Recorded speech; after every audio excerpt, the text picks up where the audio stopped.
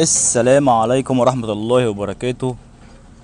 علشان الناس اللي بتسأل فين فلتر التكييف بتاع النيسان صاني ان 17، ده مكان التخزين اللي تحت التابلو اللي على اليمين. تحتيه مباشرة على الشمال هنلاقي فلتر التكييف، بس لازم ننزل راسنا كده وندخل كده في الحتة دي اهو. ده الجزء الابيض ده هو فلتر التكييف.